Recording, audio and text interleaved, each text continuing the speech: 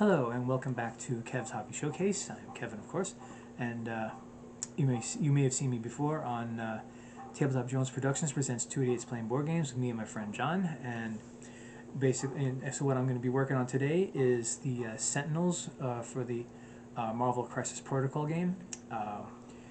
I've previously had the first one that they put out, which they called the Prime Mark IV Sentinel. And then they came up with a package of 2 more of them. So of course, I jumped on that because I'm a big Marvel fan, and a great scenario that we can do, me and my friend John, is basically I put up all 3 Sentinels and as many mutants as we can. So have it Sentinels versus mutants. So first, I want to show you right over here. We got a nice big foam tray, to protect said miniatures. I get mine from a site called Battle Foam. Excuse me. They do have a great number of already made foam trays for any game that you could think of. They also have a lot of custom trays for specific games. So if you're playing a tabletop miniature game and you want to have your pieces protected, whether it be when you're traveling, going to tournaments, or like me, if you have a cat at home, who likes to go after your stuff, to protect it from that as well. So, so like I said, you go on the site. They have an option to look at the trays by the game. You choose the game if it's there. So, they don't have every game, but they do have a lot of them, and you can just find it from there. So let's just take this one out, and this is how it came out when I did it, because I did a previous, before I started doing these videos, and I think I did a pretty good job. And first, what I always do first is I do base coats. So this one you can see there's a lot of blue, and there's a lot, and maybe not as much, but there's also a good amount of purple. So that's how I would start. I would get the major dominant coats down first, and then I would go in and later and do the detailing. Now, when I do these videos, it's not going to be like all within a nice tidy hour or 2 hours or whatever. It's usually across a couple of days because I also work. So I don't, have I don't have the time to put all day into it. So I usually stretch it out over a number of days, and besides, also need to let the paint dry because, like I said, I do base coats, and then I put, if there's detailing, that's going on top of the base coat, so you gotta wait for it to dry. And so like I said, take another look here. Now, also, they have the Marvel Crisis Protocol game. They have their own stuff for bases. For other games, they don't, and a lot of guys I've played these games with do get creative. Myself included. They have there's many different types of terrain kits you can buy to make it look like like your pieces are standing in either grass or like a desert or like a snowy Arctic setting or something like that. And they have other little things that you could put on there to try to make it a little bit more realistic. I've seen guys go as far as to buy these little tiny things that look like razor wire or something to that effect. I remember one guy, I think he made something look like a tumbleweed to put on the base that he made look like a desert. So a lot of guys get very creative with this, and you could too if you want to do it. I don't always do it, especially with the Marvel pieces, because they do have stuff on the terrain, and also sometimes I just want to get the piece ready to go. So it all depends on your preference. So here we go. This is one of them. I've already primed these pieces. I did it prior to making these videos, maybe before I even thought about making them. And one day I'll show you how I do it. At least, it's I do it outside, of course, because you do it inside and the whole house smells like primer. So not very pleasant. So you spray it on and you let it dry. You let it seep into all the little crevices.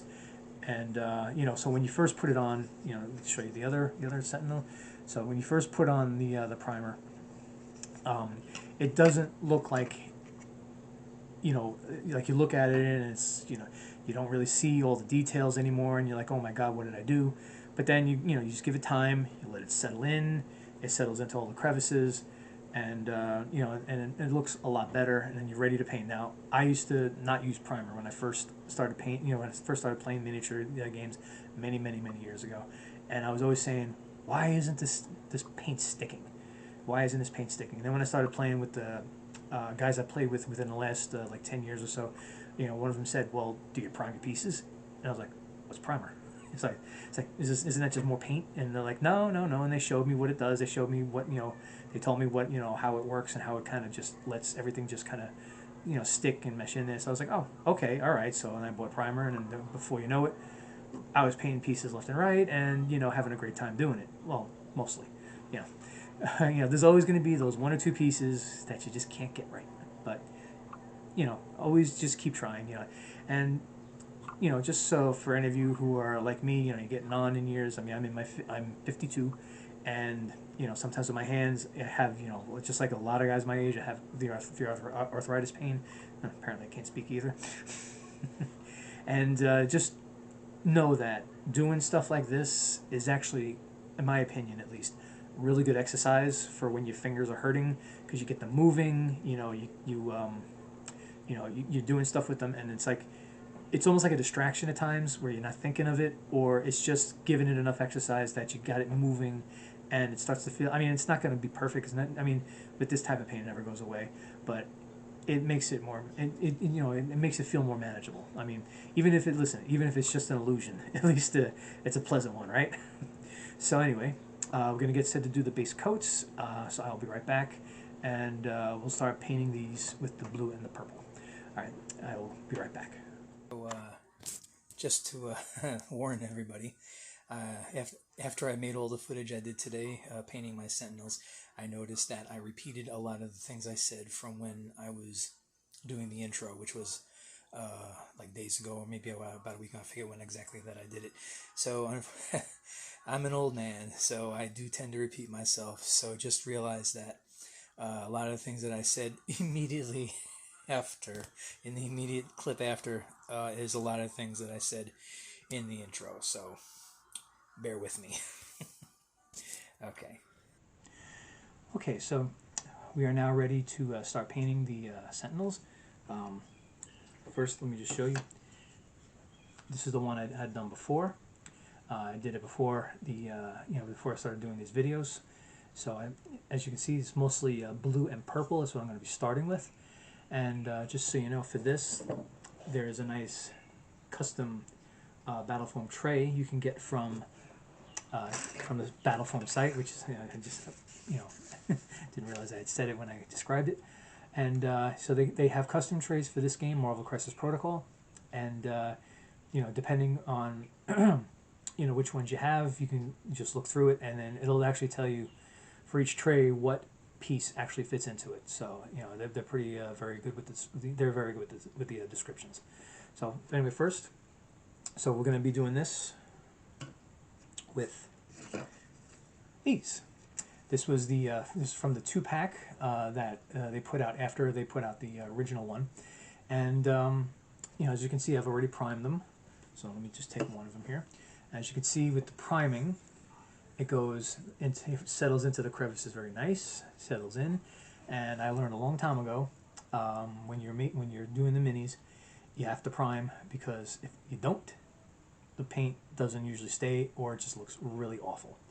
So, so we're going to be doing these today.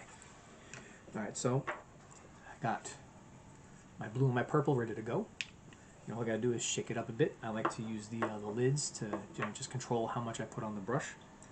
And I have this. Now this is something I use instead of using a magnifying glass that I used to have that attached to the table. Because if I did that, I would have to keep doing it in my basement rather than right here in in my main living room, and I'd rather do it up here. So anyway, it's a nice. It's a nice thing. It fits right here on my head like this. Now, do I look ridiculous? Probably, but it helps me get my stuff done. And it has about 5 of these things. They drop down in front of your face like this, so that you can see nice and up close what you're painting.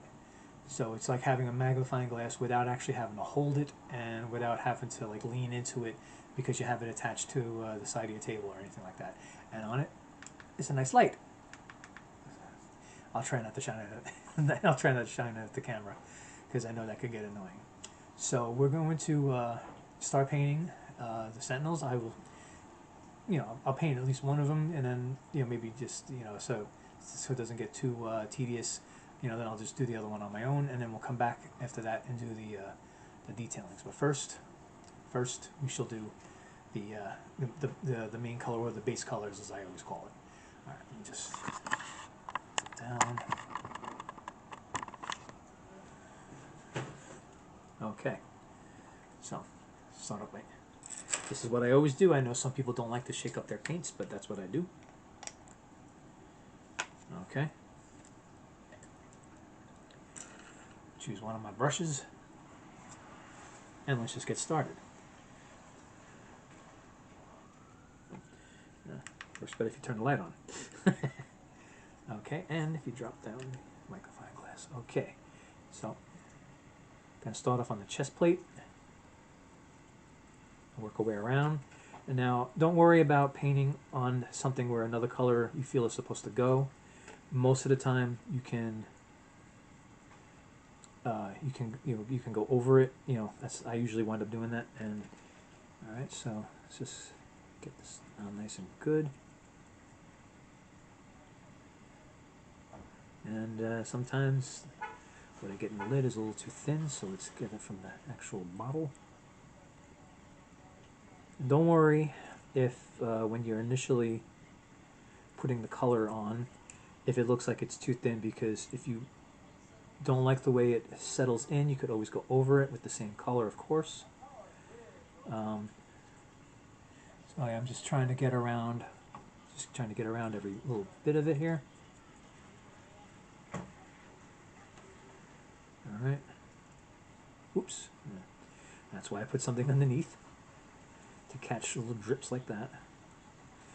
Yeah, so like I said, so the arms are going to wind up being purple, and I know some of the blue is getting on it, but again, not to worry, because when I do the purple, I could just paint right over it. All right, let me just... Okay, just get it all nice and in there. All right. So, while I'm doing this, I could talk about a few things. I mean, I have said on numerous occasions that I am a divorced father of two. Luckily for me, my children are pretty much grown. One is entered adulthood, which is my daughter. My son is on his way there. In fact, he'll be graduating high school fairly soon. Feel free to send a comment of congratulations if you want to. You don't have to, but it'd be nice if you did. Yeah, and whoops, and drop some more, which is weird because I don't normally do that. So as you see, the color is filling in quite nicely. Now on the chest plate, you got the part in the middle. When I get to it, I'm going to show you what I did to make it look like it was glowing. Yeah, actually surprised myself on that one, how I was able to do that. All right, so we've got to get this part of the shoulder here. Got to get this part of the shoulder. Whoops, that was too much. And if you ever put too much on it, don't panic. Just spread it around. Try to get as much of it back on the brush as you can to put in another area if you need to, or to just wipe, wipe it at the edge of the bottle, and you can put it back in. All right, so you see, look at it. It's coming out pretty good. And let's see what else we got for blue. Well, we got this part here, which on a regular person would be his nether regions. Don't worry, I keep it clean. All right. Okay. Let's get it all around. Now with these Sentinels, when you put them together, you can actually, they actually have a bunch of different choices for the arms, like different positions, and then you could, put them in, different configurations as you want. What I wound up doing was something called a pinning method in order to get them to stay in the positions that I put them in. For those of you who are wondering, I mean, what a pinning method is you have like a pinning drill, and you drill basically a hole into each side that you're going to put together. And on one side, you then put a brass pin in there. I was able to find brass pins on Amazon, of all, big shock, right? Because Amazon has almost everything. And then, so then once you get the brass pin to stay in there, it's nice and glued, and the glue is bonded. Then you put it into the other side of the. You put it into basically what you're connecting it to, and you let it set. And then once it's set, then that's it. You got the piece in the position that you want it in the. In the configuration that you want it. Okay, so you gotta always remember to get the back side. Now, sometimes with these pieces, once you get them all put together, I mean, some people I think will paint their pieces as they're building them. I don't do that, mainly because being that I am a divorced father and I do work, I work for the local utility company as a lineman, so I don't always have the time to do this, unfortunately. I wish I had more time to do it, but unfortunately I do not. And so if I basically painted as I built, I would have a lot of unfinished half-painted minis all over my house. And, not that I have anybody nagging me anymore to clean the house, even though that person could have done it too, but, that's another story. So, not that I have someone else, asking me to do it, but just, just to look around and see it and be constantly reminded that I didn't finish it would be annoying enough. So it's easy enough to just do it like this. Just get the piece put together and then do whatever it is you have to do to reach into those hard to reach places and get the paint in. Okay, so this all the areas that are going to be blue is pretty much done. As so let's, well, hold on a sec. There we go. All right, I had to lift up the magnifying glass so I could actually see what I'm doing here. So as you can see, I got it's basically. Oh wait, no, I'm sorry. I am not done yet because I forgot about the hands. Now, one thing I will always say that if you forget something, it's always no big deal. You can always go back to it again later.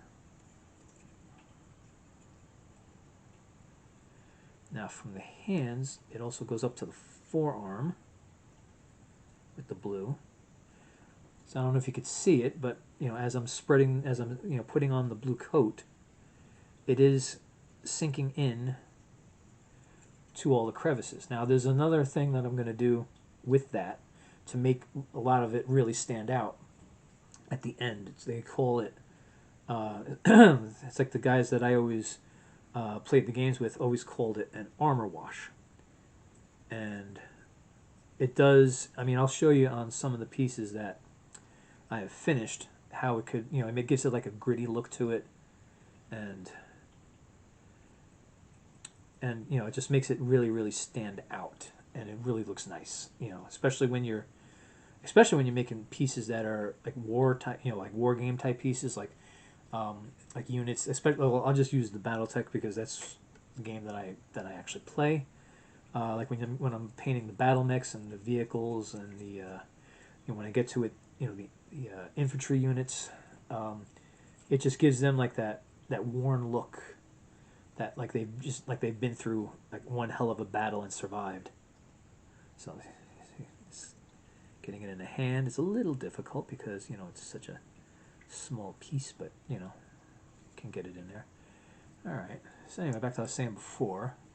Like I said, I am a divorced father of 2, and I try to make as much time with my children as I can, even though they're grown or about to be grown, because you always want to have time to spend with the people that you love.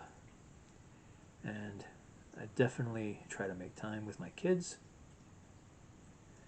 We have different card games that we do enjoy. Actually, they haven't played this game with me yet, although I've been dying to introduce them to it. It just never seems to, have the time. Which I suppose you could always say, well, you got to make time, which I do agree.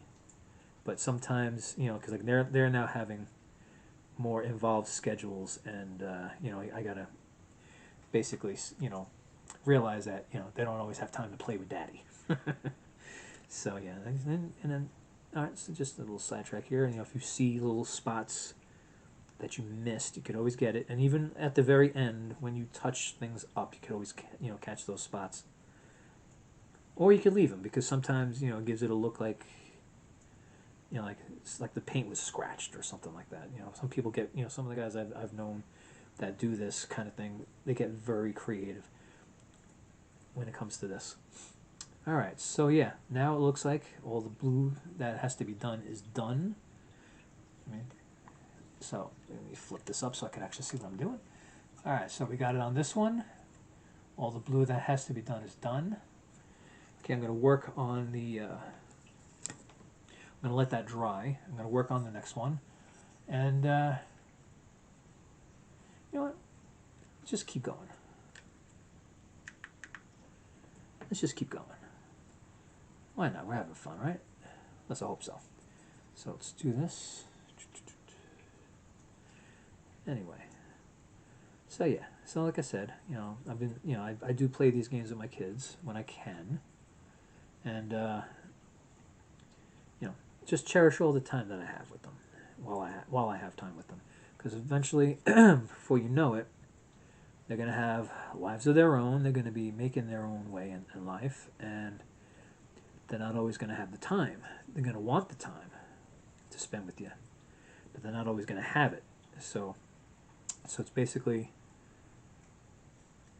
a good lesson to learn about how to manage time by making the most of the time that you have, which is what I try to do. I mean, I did that with my own father before he passed away, and I do it with my mom now.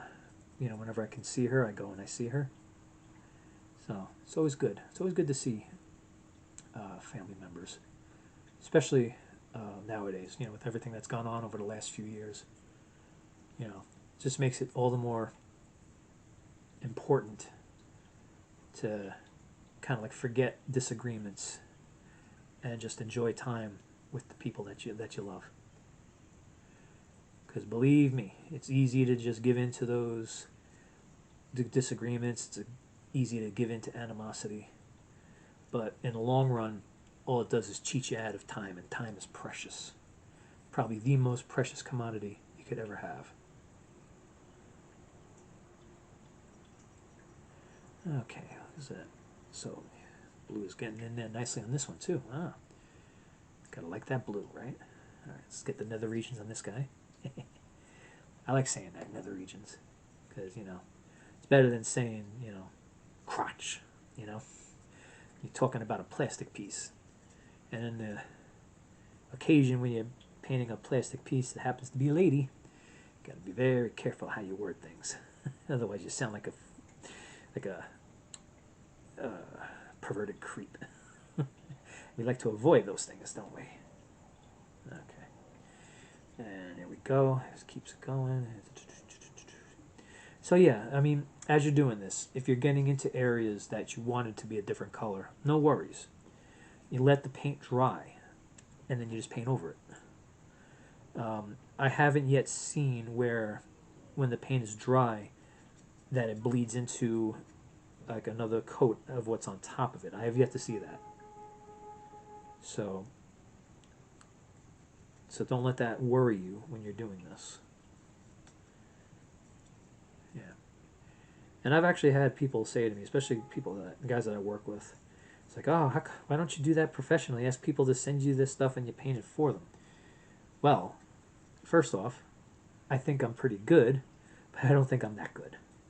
But I'm improving as I go, and you know, so for me to do this for someone else, I would have to be I have to be a lot better than I actually am at it. See here, so it's like sometimes when you brush, I don't know if you can see it, as you're brushing, sometimes you feel like you're moving the paint off. So you gotta be careful when you do that, because, you know, when you're doing this and you think you've done it good, but then you say, maybe there's just a little bit more, and then you wipe off the paint that you just put on. It can be very frustrating.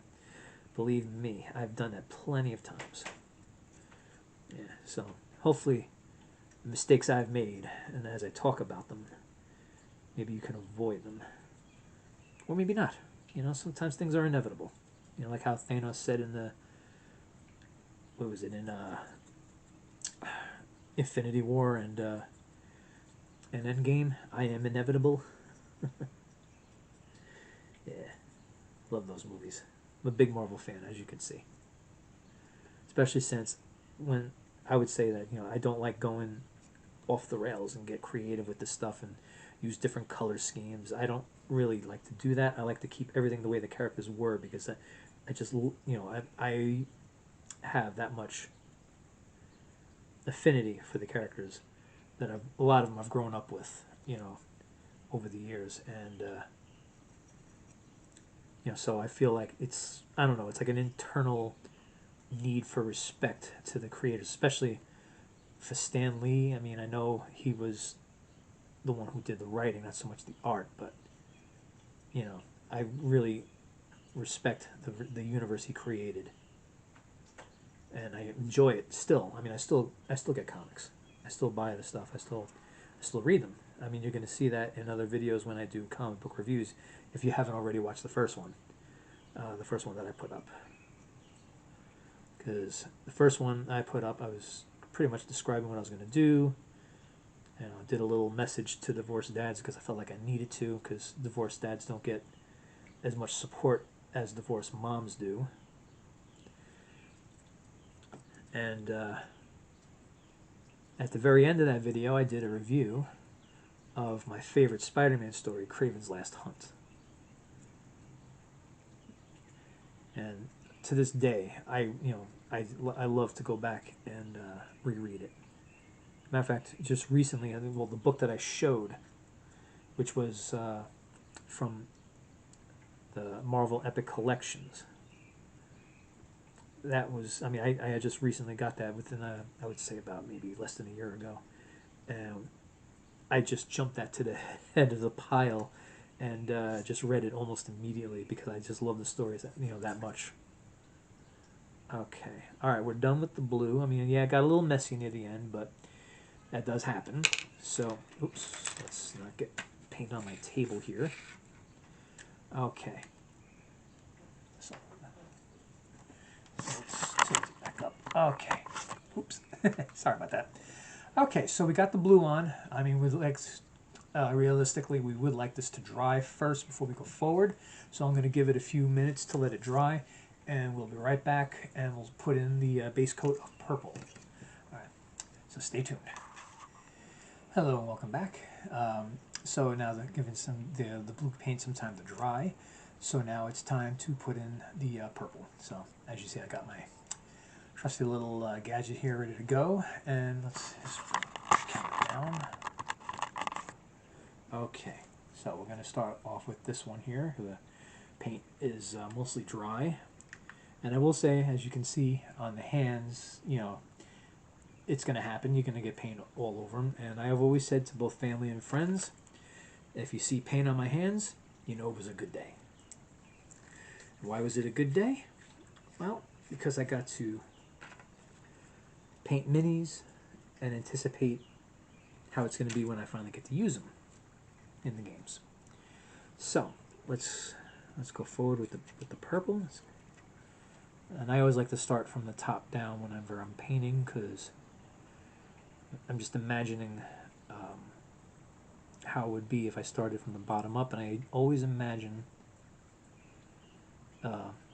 when I get to the pieces above, if anything drips down, then it would basically mess up what I've already done. Now, I understand saying that I'm pretty much doing that already because I've already put blue, and blue is below what I'm painting now, but doesn't change what how I believe.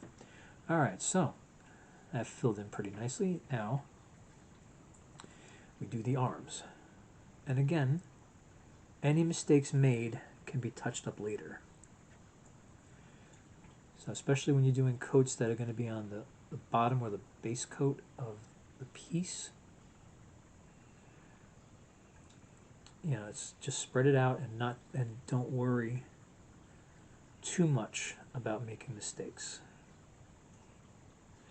So because mistakes can always be corrected when you're doing details. See, like here in the arms, there's plenty of pieces, there's plenty of parts in the arm that look like electric cables. So later, we're going to come back with a metallic color, and we're going to go over that. See, like here. See, like in the back here, there's a little bit here that probably should have gotten some blue. Well, we'll come back and do that again. But for the meantime, I see a little part in here that could use some purple. All right. So to go further into what I said before about the wash, the armor wash. Basically what it is it's thinned out black paint. And when I went to my local hobby store, which is in Staten Island, is Brown's Hobby on Bennett Avenue. Nice place, small place, but a nice place. I noticed that they had washes of quite a few different colors. I mean, I chose the one in black because that's what I'm used to. But I remember when I was playing the game War Machine, they had their own paint sets that you can get and use. And they also had their own washes that you can get and use.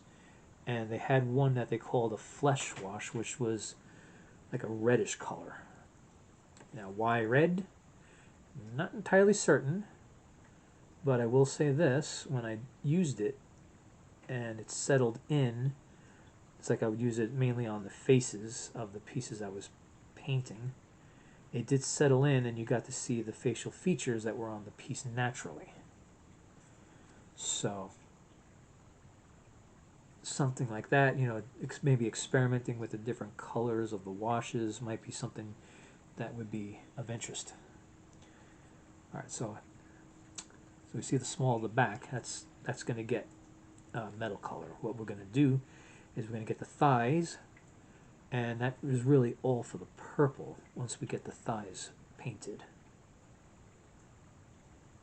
So just get in everywhere, and anything that may become a different color later, it's still okay to paint it, because this way, when you go to do the details later, at least you have something underneath in case it doesn't cover everything and you still got a piece that's painted.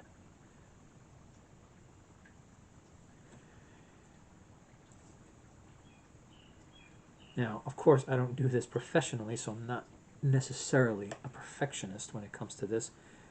I am only interested in making my pieces look good to satisfy me. I know that sounds selfish, but when you're doing a hobby, who are you really doing it for? You're doing it for someone else? No, you're doing it for yourself, for your own enjoyment. And if you don't enjoy your hobbies, what is the point of having them and engaging in them? So I mean, the whole point of a hobby is to basically make certain parts of your life more enjoyable. And yeah, I mean, when you're a divorced person like myself, you have a lot of time on your hands, and it can get lonely. So,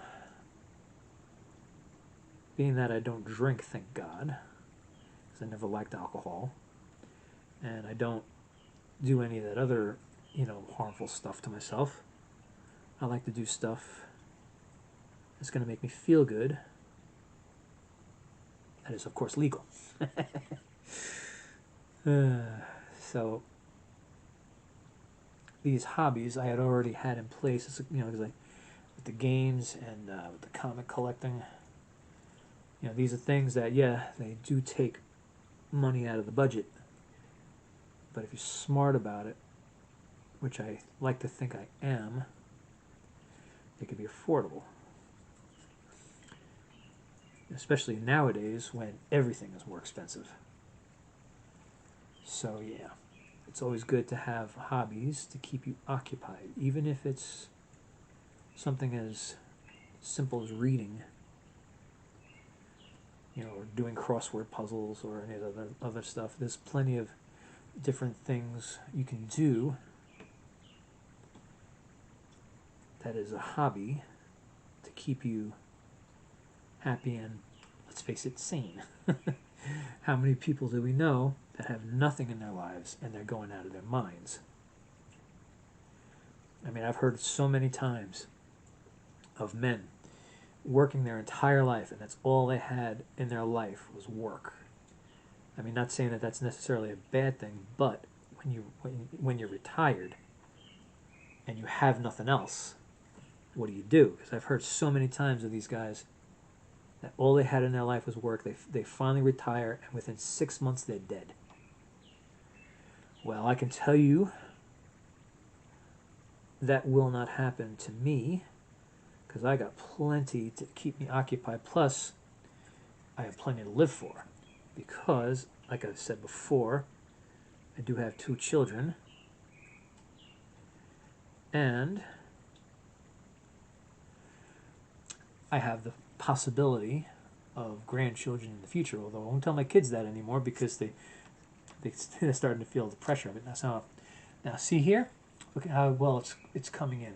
It's coming in really nicely now, isn't it? So you got the blue, you got the purple. It's starting to stand out. So we're going to do the next one, and then we'll let that dry, and we'll go to detailing. So now, so here, just to see if you can see on the back, because the white primer is starting to show through. That's not necessarily a problem. I mean, I don't look at it as a problem, because it's still, the blue is still showing, the blue is still highlighted, I guess you could say. And, when the wash goes over this, it's going to fill the crevices with, with the black color.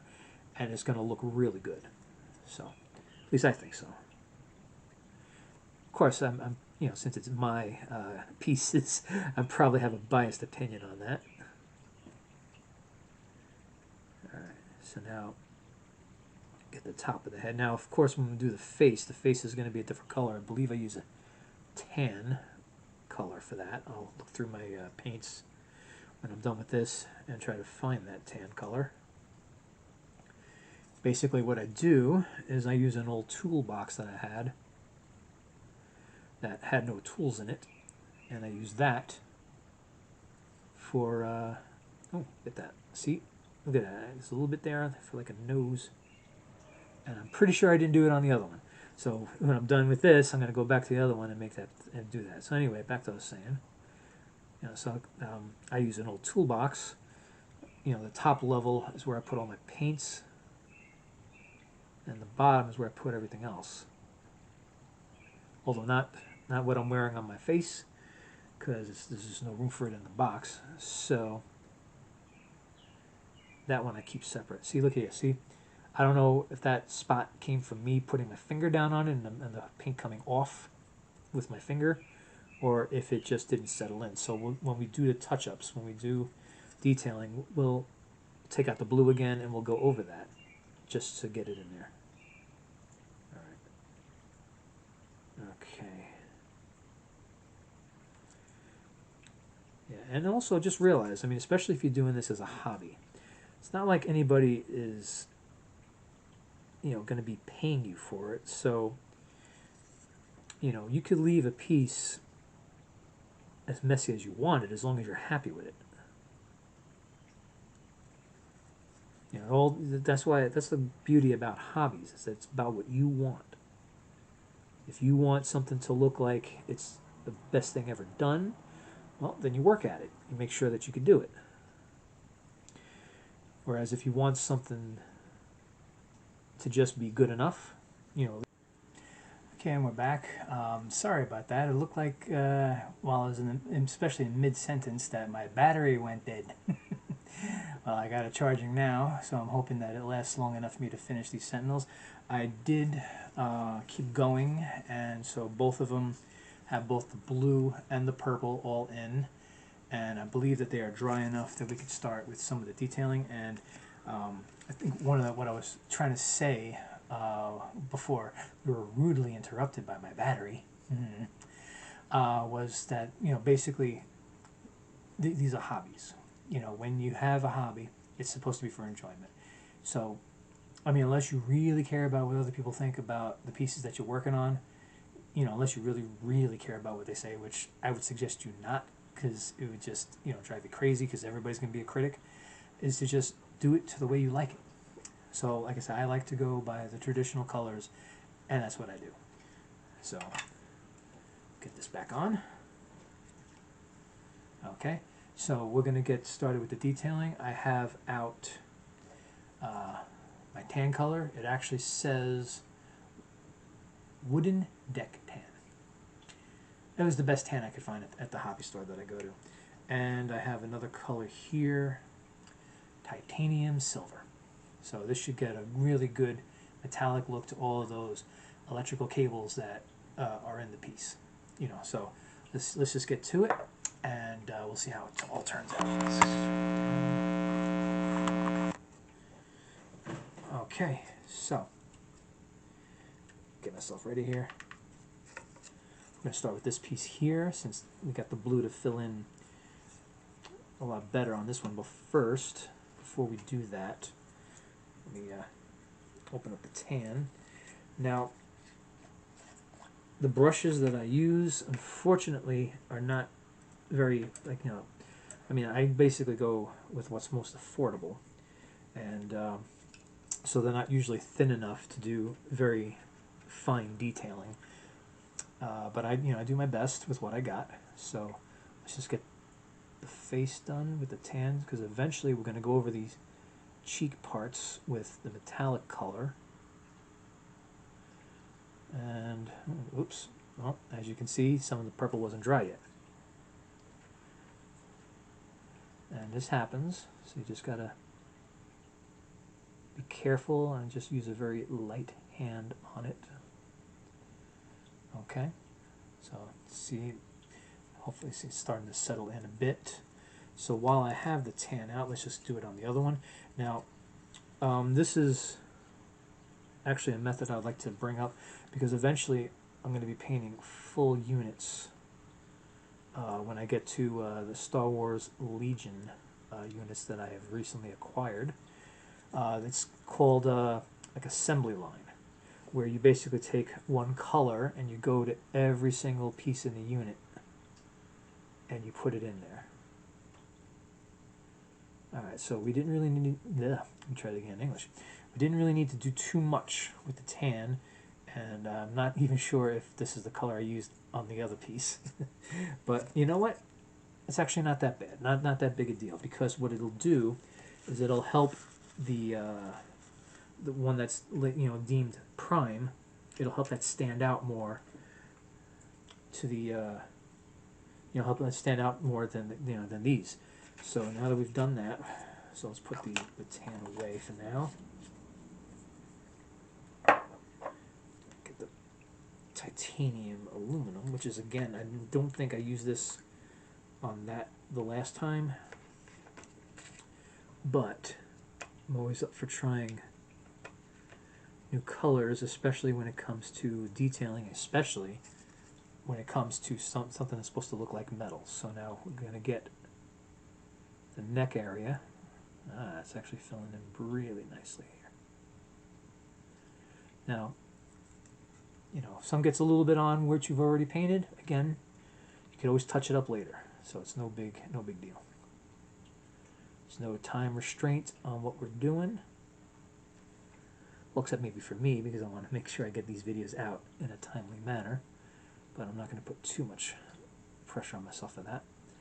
All right, so we got around there. Let's hit the, well, you know what? We're going to let the face dry a bit before we get onto that. So let's just hit anything else that looks like might be a cable.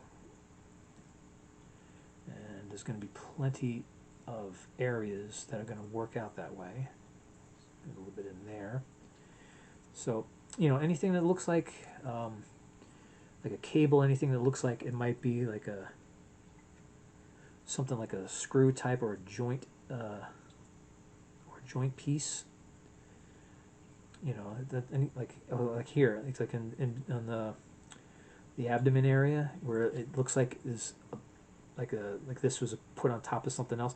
So I like to get in there and get that, you know, colored like a metal color, because it gives it more of a robot feel to it. Okay. Now let's get to the back. And well, got another joint piece there, a little bit. Okay, okay, so maybe I put a little too much paint on this because it's starting to flow off. You know, that's my bad. All right, let's do a little bit there, a little bit there. Now, get this piece here, this part here that's in the small of the back. I'm going to get all this, make it that nice metal color. All right, now let's see, we got more pieces, more parts of it that look like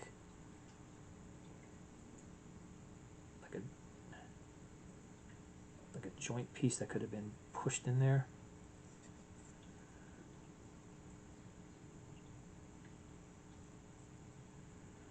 Okay, oh, look at that. Listen, this one actually looks, one at the bottom here looks like a giant screw.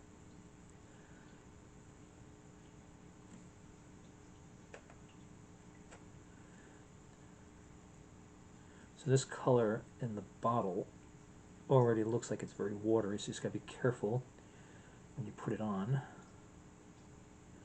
that it doesn't look watery once you're done. Okay, so this, let's get a little bit back here. So just remember, anything that you paint over that you didn't want to paint over, you could always do again at the very end. All right.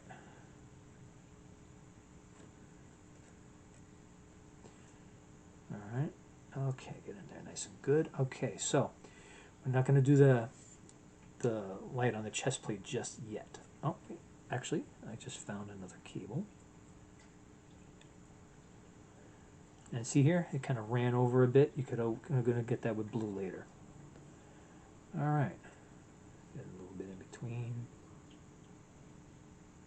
Yeah, don't worry about messing up. You could always fix it later. All right, let's get this one now. Oh, wait, before we do that, let's see if the face part dried enough that we can. All right, I think it's good.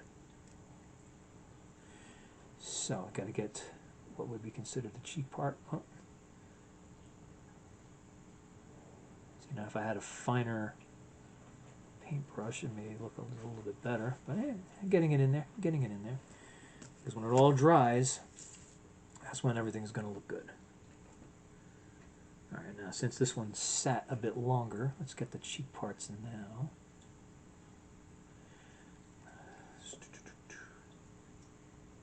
And I may have mentioned this in my first video, but you know, when you have arthritis pain in your hands, this can actually feel pretty good, like an exercise, because it gets the fingers moving, and it's not necessarily hard, strenuous work. Because I'll tell you the truth, when I'm at my job, my hands are killing me, but I got a job to do, so I just try to suck it up as best I can and do it. I mean, I'm sure the guys I work with would say differently because, well, if something hurts, I'm going to make noise. It's just the way I am. They prefer I didn't, but, you know, if I may sound like a little bit childish, I'm just going to say, they're not the boss of me. Yeah, okay. Oh, so now let's get the, there it is. It's on the other side of this. Same thing as the last one. Anything that looks like that it might be like a screw or something, always, you know, try to get it. Okay, anything that looks like a cable, try to highlight it. That's pretty much what this is. What this is like, you know, just highlighting certain things that you want to be noticed.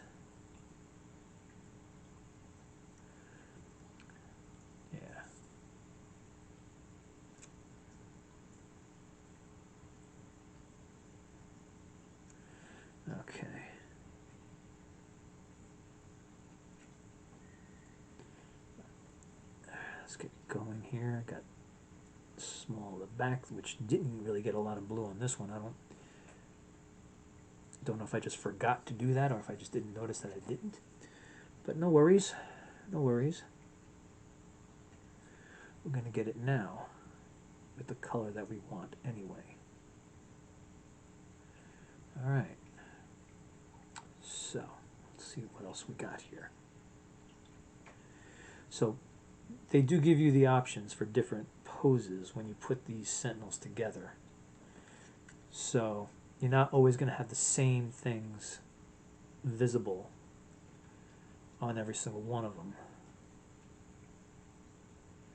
So basically I would just say, just look at it and decide what you want to color a specific color. Because when you're doing a hobby and it's for your own personal enjoyment, there is no wrong answer to that question. Like, you know, as far as what should I color and what color should I make it? Yeah, there's no wrong answer to that. All right, so it looks like it's pretty much it for the metallic color. All right, so let's put that down for now. Let's clean the brush. Now I get packages of these brushes. Some of them in large packages, and most of them are pretty much, I mean, they're pretty much all disposable when you think about it.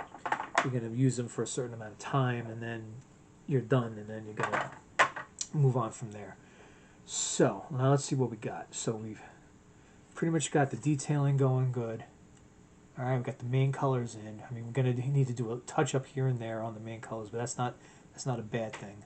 So what have we got next? Well, let's see. We've got that little thing in the chest. So this is what I did on the last one.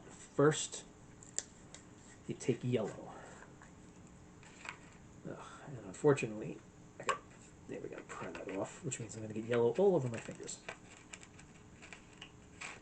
That's why I keep a napkin nearby. All right, and always, I mean, when you're working, I mean, I always do this. I try to keep as many brushes available, so this way I can just keep changing them. Because with the brushes, the colors can definitely bleed through. All right, so put down a base yellow there, and also that I've got the little things in the hands. Because any of you who've read Marvel Comics, oops, look at that, see? Got a little bit of blue bled off on there. All right.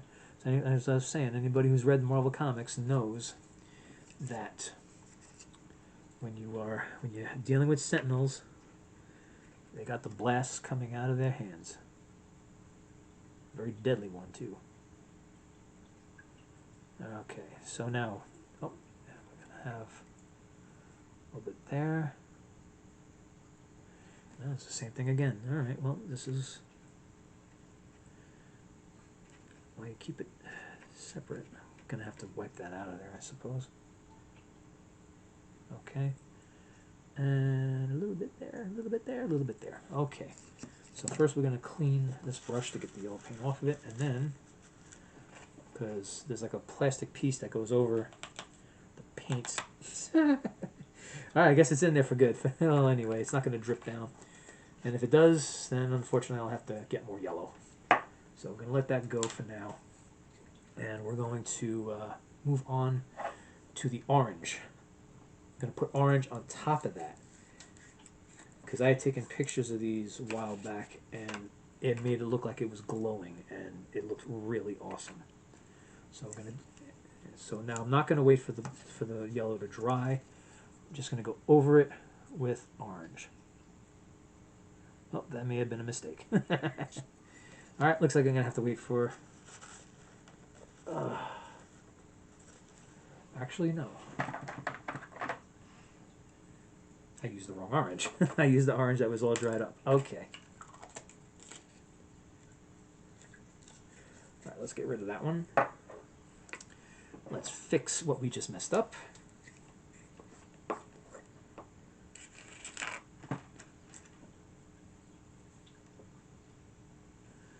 Alright, let's fix this.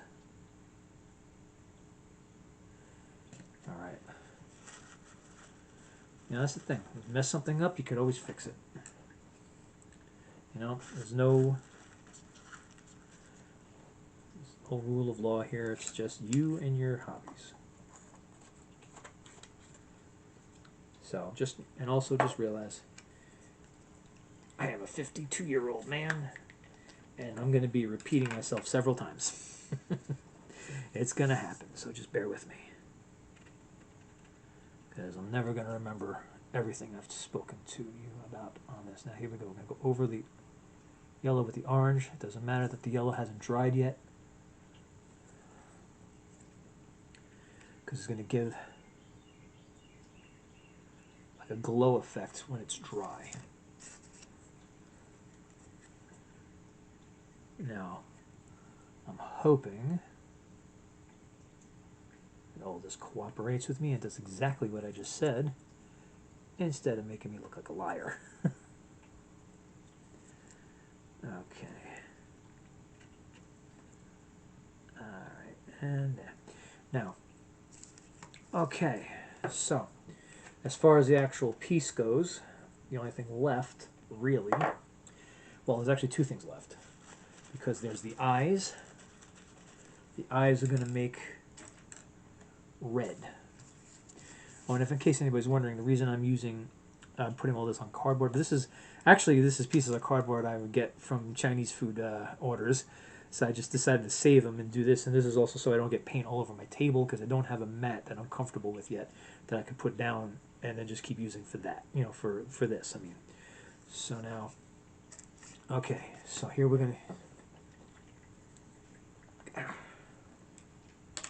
Okay, worst part about arthritis pain is when you're trying to open up a jar of paint.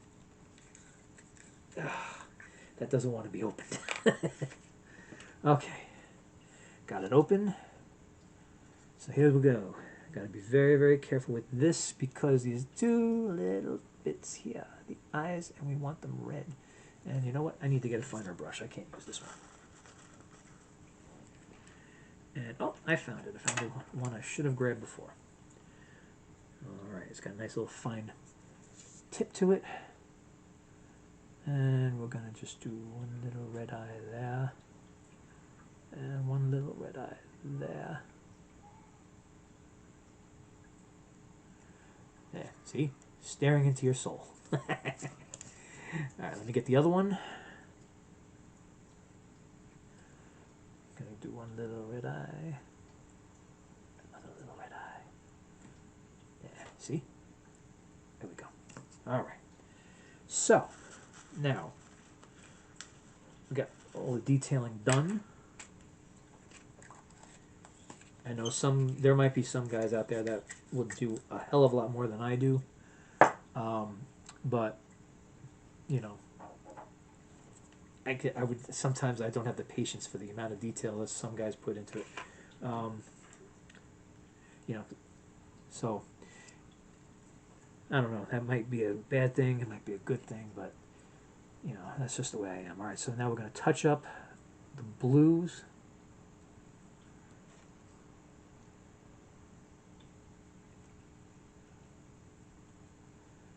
Or just get places that we just outright missed.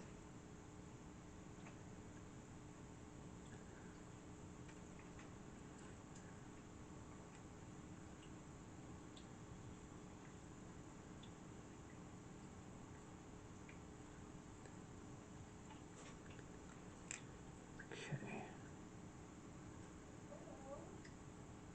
Sorry if there's extra noise that you're hearing. I have my door open to let air into the house, because it's too soon, in my opinion, to run the central air. And with the way it kind of keeps overcharging me, I try to use it as little as possible to begin with. Alright, just going to get a little bit here to get where the primer is still coming through, just to try to get the blue a little bit darker. And trying very hard to be careful not to mess up everything I just did. Alright, let's get a little bit back there. Alright, I can move it there.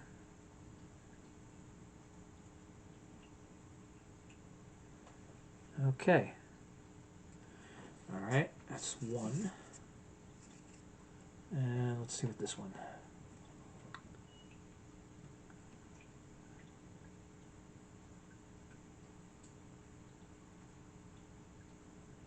Okay, got a little bit here, a little bit there.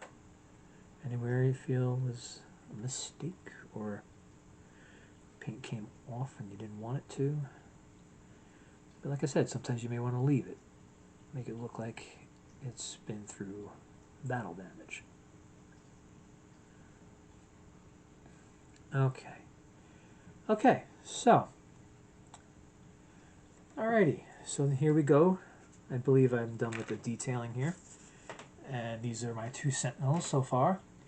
And what's next? Well, not going to leave the base unpainted now, are we? Nope, we're going to fix that up nice and good.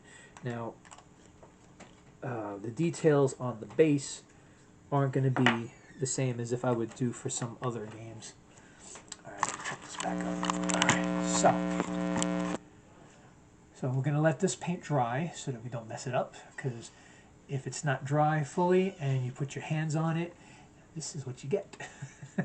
You're going to get paint all over your hands and it's going to come off your piece and you're going to get all pissed. So we're just going to let it dry for a bit. I'll be right back. And we're going to do the base. And after the base, we do the armor wash. And then it's done. You just got to wait for it to dry fully and then you put it away until you're ready to use it in the game. All right? So just stay tuned. I'll be right back. Just going to let this dry and it's gonna really show up good. Okay, we've given some time for the detailing paints to dry, and I believe they are. So we're gonna start on the base. Now, for Marvel Crisis Protocol pieces, in my opinion, the bases are pretty simple. I mean, for other games, for the game pieces, I've gotten pretty creative with different terrain kits, you know, like to make it look like whether it be grassland or desert or something, or like a snowy Arctic region. But for my Marvel Crisis Protocol, the most pieces you got to glue into like a kind of bit of, you know, like a little bit of a base to help it stand up, and then it glues to another base that goes underneath. So I keep it simple, at least with these pieces. So I have a neutral gray, a medium gray. What's the difference? We're about to find out. I'll be honest, this is the first time I've used them both at the same time. I'm going to use the neutral gray because it looks a bit darker. As you can see on the bottom of the piece, looks like it's standing on like a broken piece of concrete, and just by looking at the detailing, it's got what looks like to be twisted metal within it. Both of them have that, by the way. So what we're going to do is we're going to use neutral gray on the part that's supposed to be concrete. We're going to use medium gray, which looks to be a lighter color, on the actual base itself. And then, of course, I got the titanium silver to use on what's supposed to look like metal. So hopefully you can get it all put together, get it all to stand out. I'm going to, now doing the base, this is where I try to keep it to what I'm going to be painting, because now this way I can paint the piece I want, and paint part of the piece that I want, then put another color down, and then put like detailing on it without rubbing off what's already been put down, or without it bleeding into each other and all that. So we're going to try to get it all done in this segment. Let's see if I can do it. Alright, so let's put this down, and here we go. So just a bit more than there. Alright, so let me put my nifty piece on so I can actually see what I'm doing. Okay, so I'm going to keep different colors. Is going to be a separate brush, of course. So now here we go. This is with the neutral gray.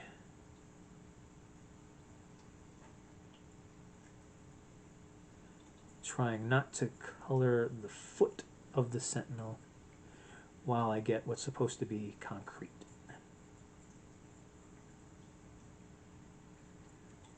Yeah. So Oops.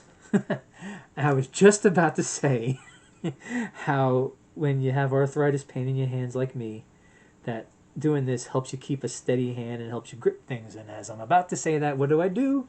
I drop my piece. Well, at least it didn't break, right? Because that would really suck at this part, at this stage of the game. All right, so let's get it all in here, get every ounce of it with the color. Okay.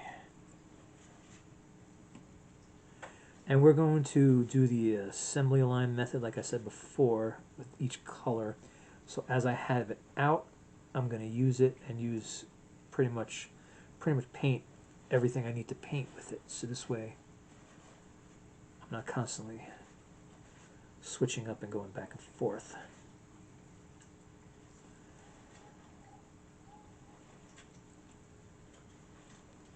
And if you hear that rustling in the background, well, that's my wonderful cat Logan. We basically, with stuff that I've had delivered recently, I kept the paper packaging and I put it all together inside one of the cardboard boxes. So my kids are joking around saying that I've built them a nest. Alright, so here we go. See? Nice dark gray color on what is supposed to be concrete for that one. Now let's go to the other one. Okay, and let's just start getting this in there. Of course, now that I'm looking at this one, it looks like what he's supposed to be stepping on is a car door. So maybe I'll bring out another color, but I'm not sure just yet, because I'm not too concerned on the details of the bases for these pieces.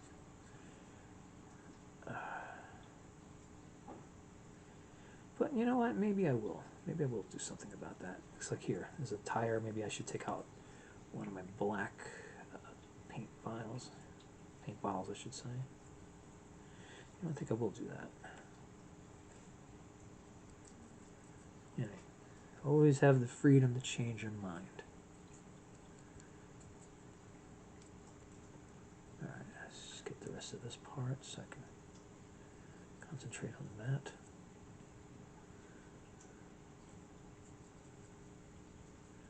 Alright, so I'm going to leave the tire. I'm going to paint that black. And you know what? Maybe I'll just leave the car door the metallic color, which means I'll have to go over all of this with that color, but so be it. And hopefully by the time I'm going to do that, it'll be dry, because after this color I'm going to go with the medium gray and get the rest of the base. Alright, so okay, so it's coming in pretty nice, I think. Alright, so done with this.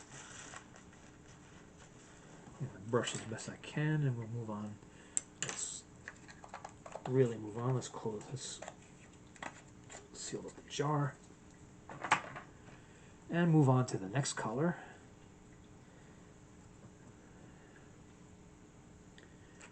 So, neutral gray. Yeah, it's definitely a distinctly different color.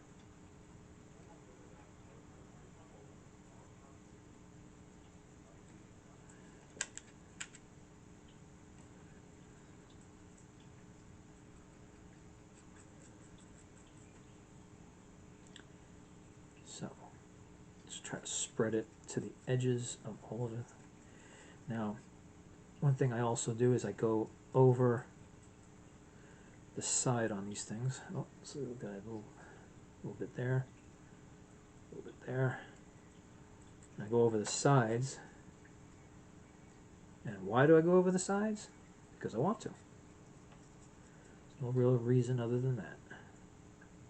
I think it looks good when I do that. So that's why I do it. If you don't like the way that looks, then you don't do it. Because nothing says you have to do anything exactly the way I do it. So now I'm just trying to hold this without touching any wet paint, for for fear that I might basically rub it off. Try not to do that. So just got to kind of move the paint up to the edges of the Sentinel's foot and the edges of the concrete. And this one here, this particular base, if you can see it, has a bit on it that looks like a mantle cover. So we're going to color that the metal color as well. All right, let's just hold it like this, because we are almost done getting all of it. And I apologize in advance when I twist this around if you can't see what I'm doing, but I will show you what it looks like afterwards. All right, touch up, and then where you see that the color's not there, and there you go. It's very, two grays, but two very distinctly different grays, as you can see, which makes it good, because if you don't want it to all be one color, at least it doesn't have to be. Now let's get the other one. Start with the part with the ridges here. So yeah, when they put out these pieces, they have a pretty much like same types of bases. They put them out a lot. Matter of fact, I used to keep them. I probably still have a whole bunch of them in my basement. And I figured, maybe I'll have a use for them. But you want to know something? Never had a use for them. So one of these days, I'm just going to have to get rid of them. Alright, so okay, so now when we do, whoops, alright, well, that's not a very big deal. Alright, so as we get this done, we're going to basically have to wait for the paint to dry before we do the metallic colors. Let it sit for like a minute or two.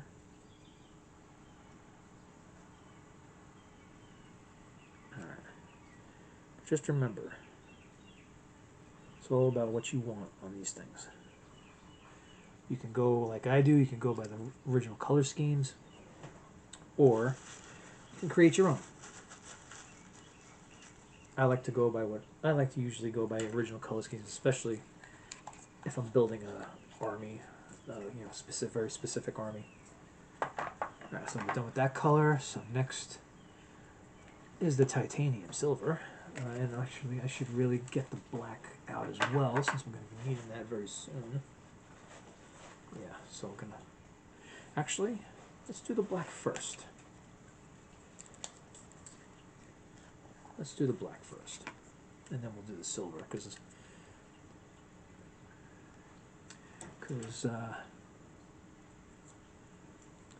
this tire here is a very fine brush. This tire here is going to look a lot better if you do the black outline first and then do the inside with the metal color. At least I think so. Okay. Always try to put your fingers where the paint is dry. Otherwise it will come off on your fingers. Alright.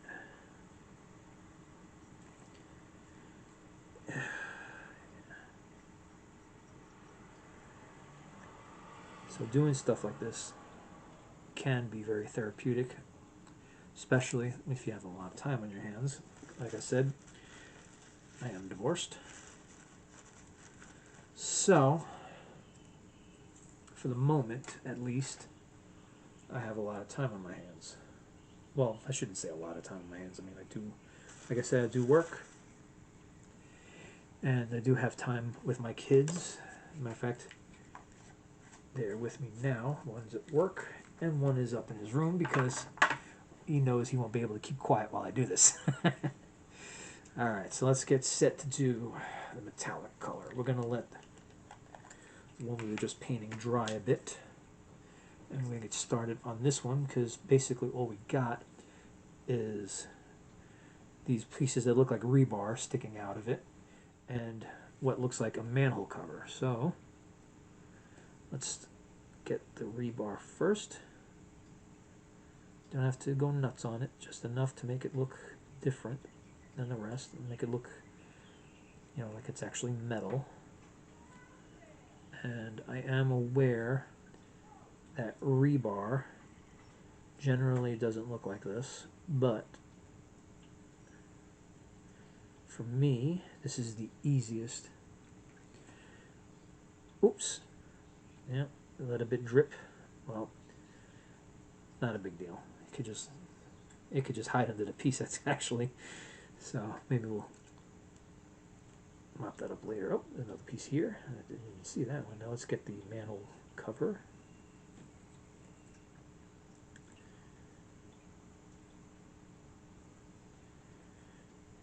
And also, no, I mean, if you're painting these pieces, I mean, just because the base has a manhole cover on it doesn't mean you have to actually paint it to make it look like it's there. You could ignore it if you want. I just choose not to. And unfortunately, it does look a little bit watery, but it will dry. Alright, so let's see. Alright, I think we did a good job on this one. Alright, so let's put that aside. Let's get the next one. And, alright. So let's get inside the tire first.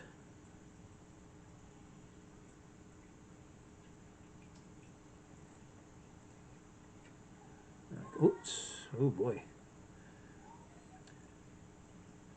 Sometimes you get a little ahead of yourself. You put too much on the brush, which is what I just did. See if we can get some off of that. And God, it's on the cardboard and not my table, because one day I will have someone here. One day I will be able to go out on a date again, or invite a nice lady over, and I would rather not have to explain why I have a multicolored table. So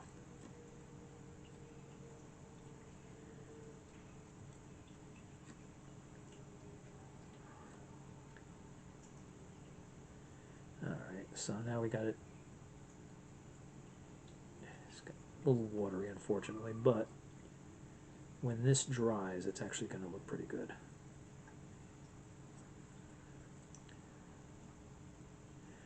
And being that what this is basically a crushed card door, we don't have to go too nuts with how it looks.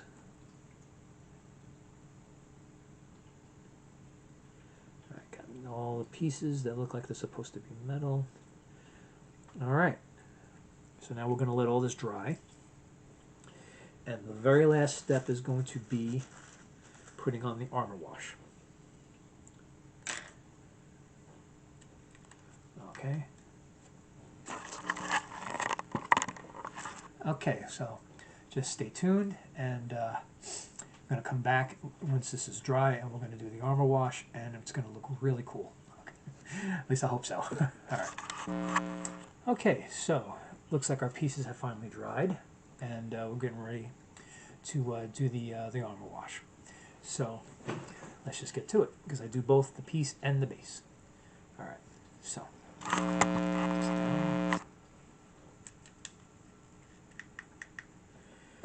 Alright, so I've got my bottle of it right here. I like to drip a couple of drops out into a palette. And I keep one brush separate just for this. Okay. So just do it nice and lightly. Spread it around as best you can. Try not to put too much on the brush. And since we want this chest piece, the chest plate piece to look like it's glowing, try not to go over it. Now these colors on the Sentinel are dark, so you may not see it initially. And this is just, you know, to fill in all these nice little crevices to make all that stand out just a little bit more.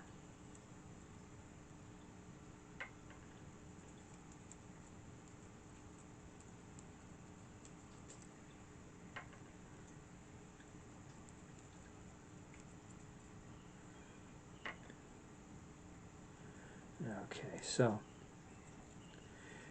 yeah, I started doing this when I was playing the game War Machine and Hordes with my friend John and a bunch of other players. When we used to play at this great comic shop that used to be here on Staten Island called Comic Book Jones. It's actually, we were gonna try to do like a gaming society through them, which is where we came up with the name Tabletop Jones.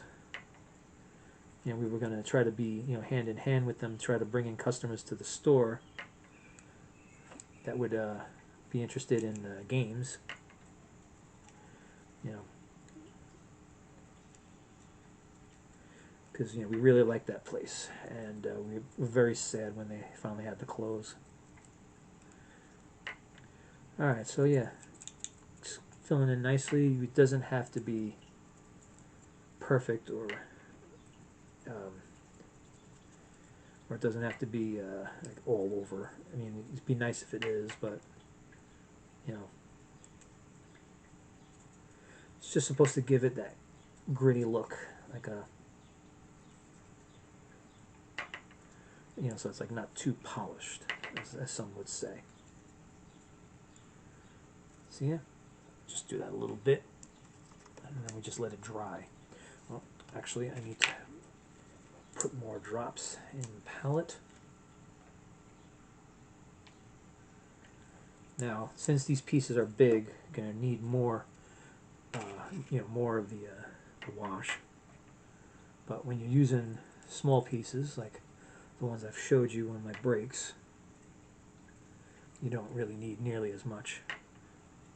Because if you put too much, just like how Rogue and Magic look like they've been dragged through the mud, that's pretty much what's going to happen all the time. So, one thing I learned is you just got to learn to live with your mistakes when it comes to stuff like this, because sometimes starting over isn't really practical. And I see no point in throwing away a perfectly good game piece just because you messed up on the painting or the detailing or anything like that. It just makes no sense to me to do that. Besides, with the way everything costs nowadays, you can't afford to do that. At least I know I can't. Okay. That little sound you keep hearing is me getting more of this wash on the brush from the palette. Actually, I need to put another drop or two in there to get the base.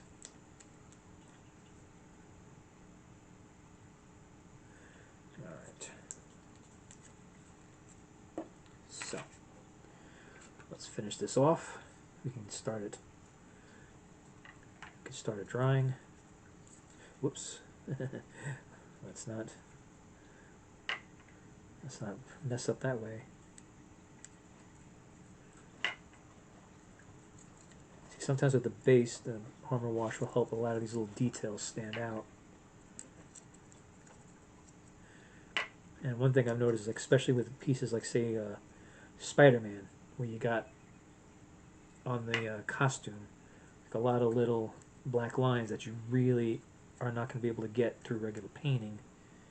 You use something like this, and you put it over that, you know, and you just use it conservatively, and it just fills right in.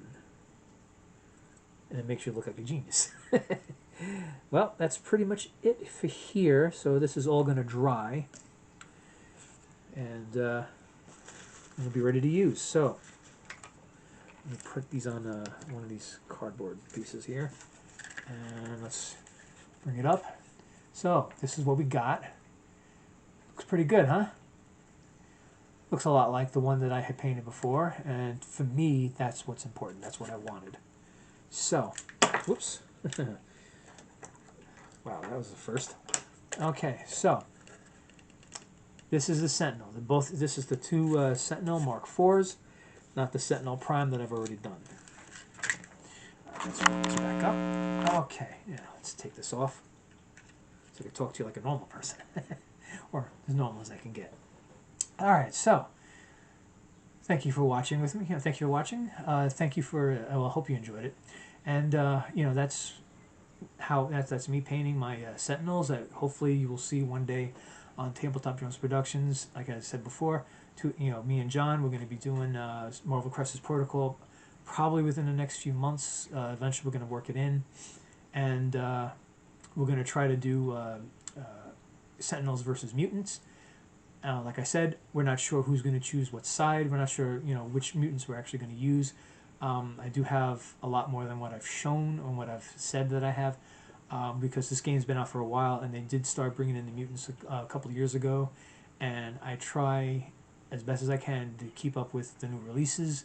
So I do have a number of them. It's like I have Cyclops, Storm, Wolverine, Magneto. I got a lot of different ones, and it should be quite the game once we get it started. But like I said, Marvel Crisis Protocol only lasts for 6 turns. That's the way it was designed, and that's the way we're going to keep it. Even though we're not going to be playing by the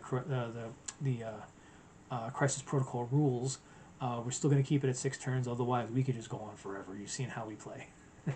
So anyway, thank you for watching. Please like and subscribe this channel. Please give it as much support as you can. Please share it as much as you can. Leave comments if you wish. If you have any questions, I'll do my best to answer them. Also, please check out Tabletop Jones Productions, where John and I are the two idiots playing the board games. And check us out, like and subscribe again, share it as much as you can. Try to give the channels as much support as you can, and we'll just keep pumping them out. So thank you very much, and have a great day.